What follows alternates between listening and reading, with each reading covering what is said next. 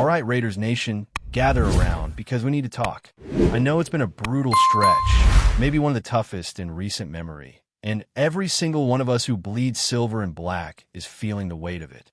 You look at this team, you think about the history, the pride, the legacy that built the Raiders brand, and then you watch what's happening on the field right now. It's hard not to feel completely gutted. We keep seeing the same story every week. The team starts with a little bit of life, maybe flashes something in the first quarter, and then it's like someone just turns off the switch. By the time the clock hits 0, it's not even anger anymore. It's disbelief mixed with exhaustion. And yeah, it hurts because this isn't supposed to be who we are. The energy inside that locker room, the coaching decisions, the preparation, everything feels off.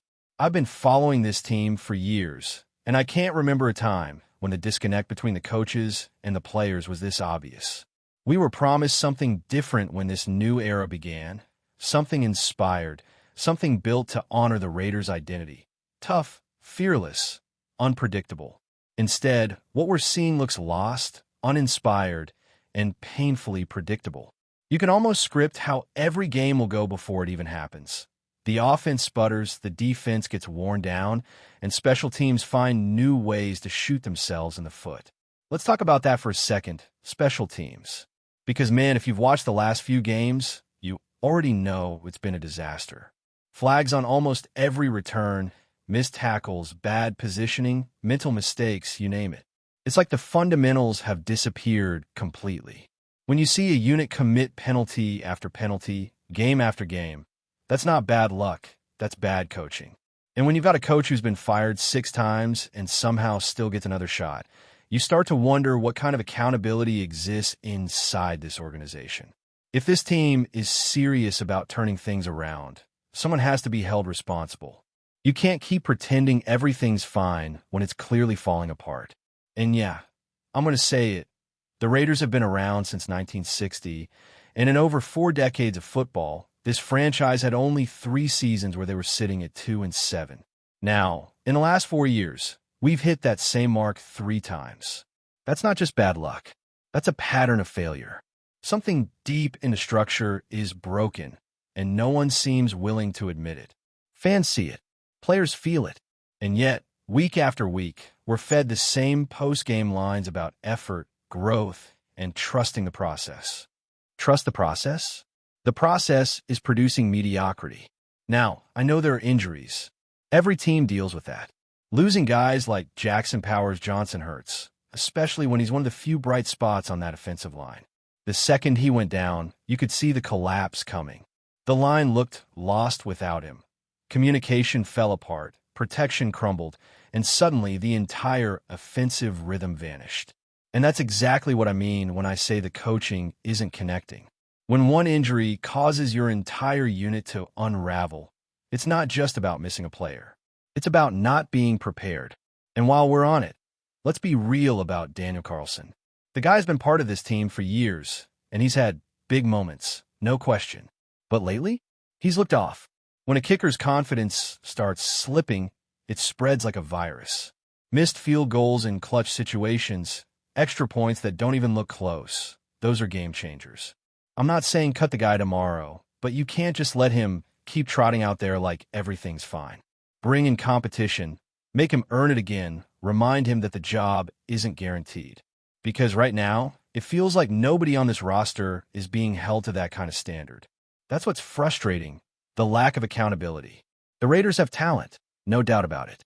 Max Crosby is still fighting every snap like it's his last. The defense actually showed some serious grit in the last outing. But how long can those guys keep carrying the load before they break? How long can a fan base keep believing when leadership doesn't seem to have a plan? You can't just sell people on a big name like Pete Carroll and then deliver a team that looks this unprepared. Raiders fans were told this would be a culture change, a new chapter, a new energy.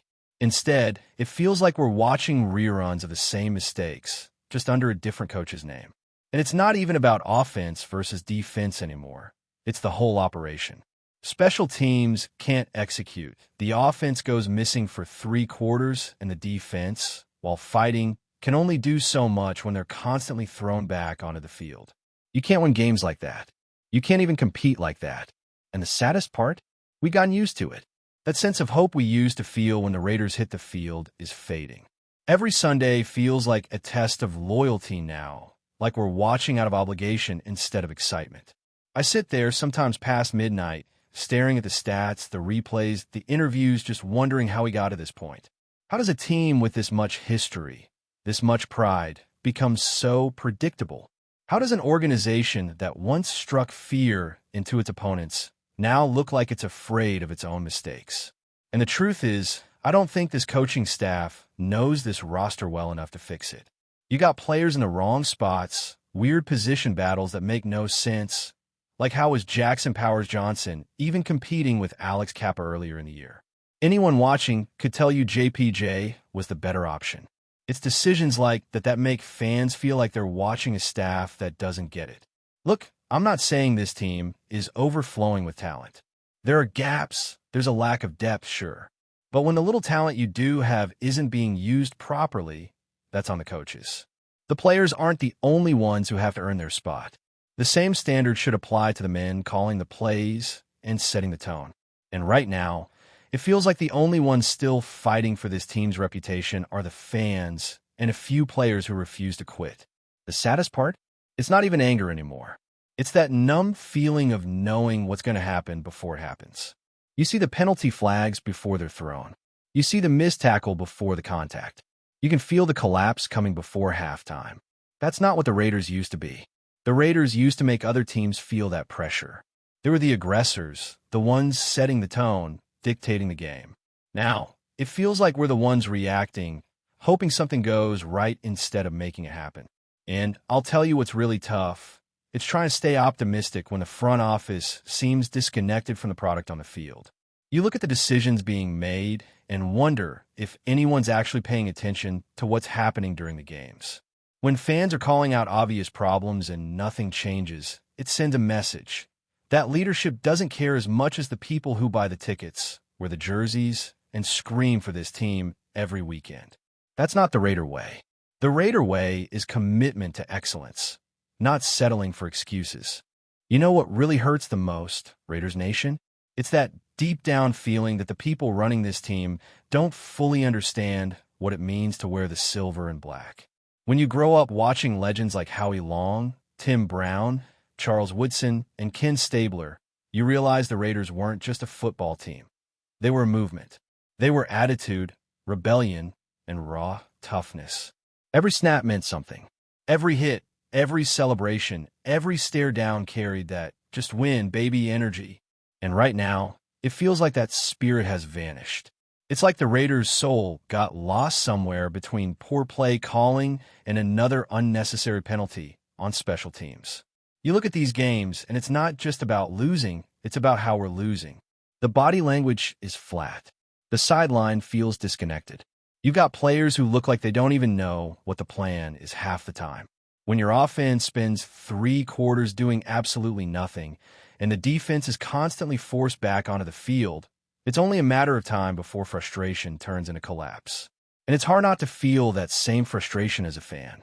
You start asking yourself, why should I believe in a plan that clearly doesn't exist? And here's the thing.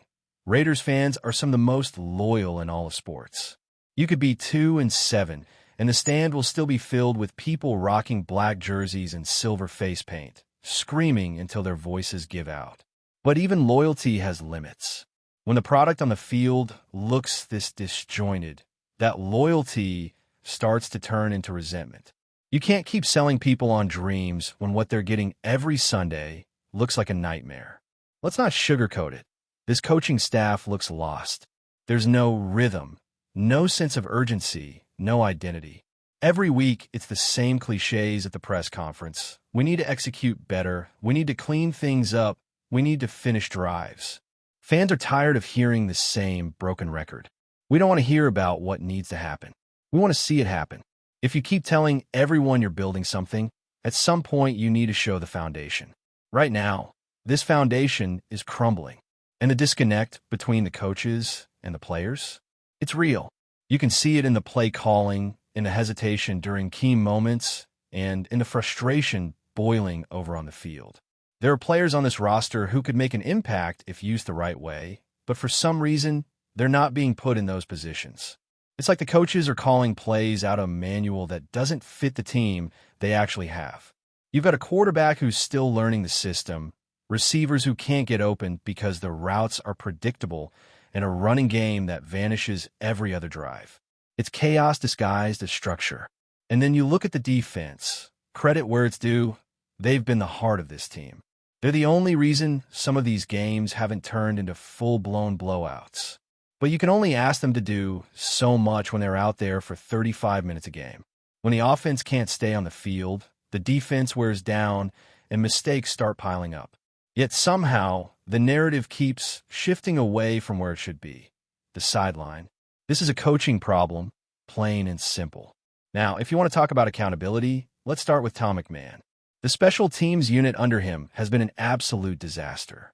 You can't have a coach who's been fired 6 times in the past and expect something different now. It's not just about bad luck. It's about preparation, discipline, and fundamentals. Every single game, we see flags on returns, missed tackles, and poor awareness. How does that keep happening without consequence? If you're serious about winning, you can't keep the same people in charge when they're producing the same mistakes. And look, I get it. Firing a coach mid-season doesn't fix everything. But it sends a message. It tells the locker room that mediocrity won't be tolerated. It tells the fans that leadership is paying attention. Right now, keeping things the same sends the opposite message. It says losing is acceptable. It says there's no urgency to change. And that's exactly the kind of mindset that kills a franchise from the inside out. The Raiders used to be a team that opponents feared to play. You walked into the Coliseum knowing it was going to be physical, loud, and emotional.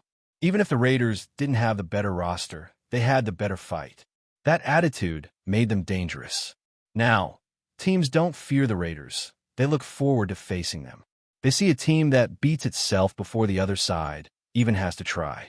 When you hear commitment to excellence, it's supposed to mean something. It's supposed to be the standard. But when your team is racking up penalties, missing assignments, and giving up easy plays every single week, that phrase starts to sound like a joke. And as much as it hurts to say it, that's where we are right now. The Raiders aren't just losing games, they're losing their identity. Fans are tired of excuses. They don't want to hear about moral victories or we were close.